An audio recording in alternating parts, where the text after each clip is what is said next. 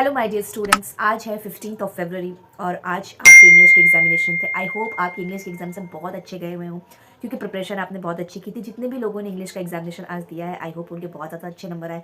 और आज मैं वीडियो इसलिए बना रही हूँ क्योंकि नेक्स्ट एग्जाम 20 फरवरी को आपके साइंस के एग्जाम है, और एज अ साइंस टीचर ये मेरी रिस्पॉन्सिबिलिटी और मेरी ड्यूटी है कि जितने भी मोस्ट इंपॉर्टेंट क्वेश्चन है, मोस्ट इंपॉर्टेंट टॉपिक्स है जो लास्ट मोमेंट पे कवर होनी ही चाहिए, उसकी एक वीडियो बना दूँ ताकि आपको हेल्प मिल जाए कि कम से कम ये टॉपिक आप एग्जाम में स्किप करके ना जाए। तो वीडियो में एंड तक बने रहिए, आपको डिटेल आपको पूरा मिलेगा कि आपको क्या पढ़ना है, आप कौन कौन सी चीज़ें हैं जो आप स्किप कर सकते हैं और कौन सी चीज़ें हैं जो आपको बिल्कुल भी स्किप नहीं करना है। तो चलिए वीडियो में आगे बढ़ते हैं। सबसे पहले मैं जो कहना चाहूँगी कि एनसीईआरटी में जितनी भी एक्टिविटीज़ है और येलो बॉक्सेस है, उसको प्लीज़ प्लीज़ प्लीज़ आप बिल्कुल भी स्किप मत कीजिएगा, क्योंकि वो बहुत ज़्यादा इंपॉर्टेंट क्वेश्चन है। और मैंने अपने हर वीडियो में, जितने भी वीडियोज़ मैंने मैंशन की हैं, उसमें बताया है कि आप इस चीज़ को बिल्कुल भी स्किप नहीं कर पाएंगे। आई एम सॉरी, क्योंकि मेरी थोड़ी तबीयत ख़राब है तो आवाज़ थोड़ी सी अटपटी आ सकती है आपको, but concentrate on the concept जो मैं आपको बता रही हूँ। नेक्स्ट चीज़ जो मैं आपको बताने वाली हूँ वो है, मैं चैप्टर से रिलेटेड चीज़ें बताने वाली हूँ कि हर चैप्टर वाइज में कौन कौन सी इंपॉर्टेंट टॉपिक्स है जिनको आपको स्किप नहीं करना है। सबसे पहले मैं बात कर लेती हूँ केमिकल रिएक्शन एंड इक्वेशन से। सो उसमें जो बैलेंसिंग का टॉपिक है वो बहुत ज़्यादा इंपॉर्टेंट, चाहे आप हीट एंड ट्रायल मेथड से बैलेंस करें, चाहे आप अलजेब्रिक एक्सप्रेशन मेथड से बैलेंस करें, बैलेंसिंग आपको आनी चाहिए, क्योंकि ये तो या तो एमसीक्यू के फॉर्म में पूछा जा सकता है या फिर आपके 2 मार्कर के फॉर्म में पूछा जा सकता है, तो ये आपको आनी चाहिए। टाइप ऑफ रिएक्शन और example, specially decomposition reaction. Decomposition reaction में जो 3 डिकम्पोजिशन, थर्मल डिकम्पोजिशन और इलेक्ट्रोलाइटिकल और फोटोकेमिकल डिकम्पोजिशन, ये विथ एग्जाम्पल डेफिनेशन आपको याद होनी चाहिए। ठीक है। नेक्स्ट जो है कलर चेंजेस एक्टिविटीज, जो मैंने आपको येलो बॉक्सेस के बारे में बताया था, और रेडॉक्स रिएक्शन आपको याद होनी चाहिए। नेक्स्ट चीज जो है आपकी एसिड बेस एंड सॉल्ट से आपको इंडिकेटर प्लस पीएच स्केल याद होना चाहिए कि कहाँ से कहाँ तक एसिड है, कहाँ से कहाँ तक बेस है और कौन सा न्यूट्रल होता है। Chlor alkali process is the most most most important of this chapter. इस चैप्टर की जान कह लीजिए आप, क्लोर एल्कली प्रोसेस है, उसको आप भूल के भी स्किप मत कीजिएगा। और मैंने अपने बच्चों को बहुत बार इसको रिवाइज भी कराया है, तो आप इसको स्किप मत कीजिएगा। तीसरा, जितने भी सॉल्ट्स है, चाहे आपके पीओपी हो गए, वॉशिंग सोडा हो गया, बेकिंग सोडा हो गया, ये सारी चीज़ों को आपको स्किप नहीं करना है। ब्लीचिंग पाउडर हो गया, ये सारी चीज़ें आती हैं, इनके केमिकल फार्मूला आते हैं, इनके प्रिपरेशंस पूछ लिए जाते हैं कि कैसे बनाई जाती हैं, तो इनको भी आपको स्किप नहीं करना है, बहुत अच्छे से पढ़ के जाइएगा। Chapter 3 metal and non metal से केमिकल प्रॉपर्टीज ऑफ मेटल, क्योंकि फिजिकल प्रॉपर्टी जनरली आपसे नहीं पूछता है। फिजिकल प्रॉपर्टी में कुछ एक्सेप्शन पूछ लिया कि जैसे कि ऐसे मेटल्स के नाम बताइए जो जनरली कट हो जाते हैं नाइफ से, या फिर ऐसे नॉन मेटल के नाम बताइए जो शाइनी होते हैं, जो इलेक्ट्रिसिटी कंडक्ट करते हैं। तो फिजिकल प्रॉपर्टी से आपके एक्सेप्शन पूछे जाएंगे, लेकिन केमिकल प्रॉपर्टी से आपको बताइए कि मेटल ऑक्सीजन के साथ रिएक्ट करेगा तो क्या बनेगा। तो ये सारी चीज़ें आपको याद होनी चाहिए। नेक्स्ट, रिएक्टिविटी सीरीज आपको याद होनी चाहिए, तभी तो आप क्वेश्चन लगा पाएंगे। अगर आपको रिएक्टिविटी सीरीज नहीं पता होंगे तो आपको नहीं पता चलेगा कि कौन सा एलिमेंट किसको डिस्प्लेस करेगा, कौन नहीं डिस्प्लेस करेगा, तो आपको याद होनी चाहिए। एक्सेप्शनल केसेस आपको याद होने चाहिए। और मेटलर्जी में आपका आ जाएगा कैल्सिनेशन, रोस्टिंग, इलेक्ट्रोलाइसिस, रिफाइनिंग, यानी कि एक्सट्रैक्शन ऑफ मेटल। आपको हाईली रिएक्टिव सीरीज का आप कैसे एक्सट्रैक्ट करोगे, मिडिल रिएक्टिव सीरीज का कैसे करोगे, लीस्ट रिएक्टिव का आप कैसे एक्सट्रैक्शन करोगे, वो सारी चीजें आनी चाहिए, जिसमें आप सिनेबार का बिल्कुल ध्यान में रख लीजिएगा। ठीक है। Next, carbon and compound chapter बहुत ज़्यादा डरावना लगता है बच्चे को, लेकिन यकीन मानिए बहुत ज़्यादा इंटरेस्टिंग चैप्टर है और इसमें क्वेश्चन सॉल्व करने में बहुत मजा आता है।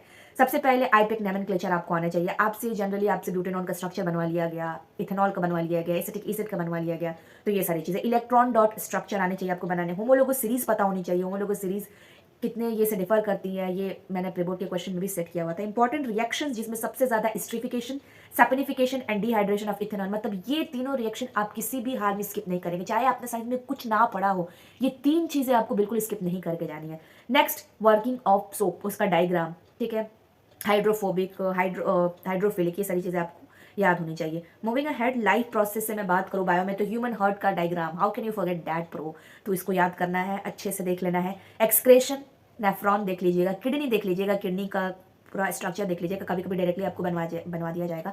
रेस्पिरेशन, एनारोबिक, एरोबिक, और मैंने ग्लूकोज वाला जो डायग्राम था, ग्लूकोज किस में कन्वर्ट होता है पायरेट में, और उसका अलग अलग ब्रेक डाउन पाथवे, उसको आप रट लीजिएगा, बिल्कुल भी स्किप नहीं कीजिएगा। फिर आपके न्यूट्रिशंस हो गए। कंट्रोल एंड कोऑर्डिनेशन में न्यूरॉन का फंक्शन डायग्राम। रिफ्लेक्स आर्क क्या होता है। Hormone topic is very very important. Hormone topic में आपका पिट्यूटरी ग्लैंड हो गया, थायराइड ग्लैंड, एड्रेनलिन हार्मोन हो गया आपके, फिर थायरॉक्सिन हार्मोन हो गया, तो हार्मोन का टॉपिक बहुत ज़्यादा इंपॉर्टेंट है। एस्ट्रोजन हो गया, प्रोजेस्ट्रॉन हो गया, टेस्टोस्टेरोन हो गया, ये सारी चीज़ें आपको याद करनी है, देख लीजिएगा।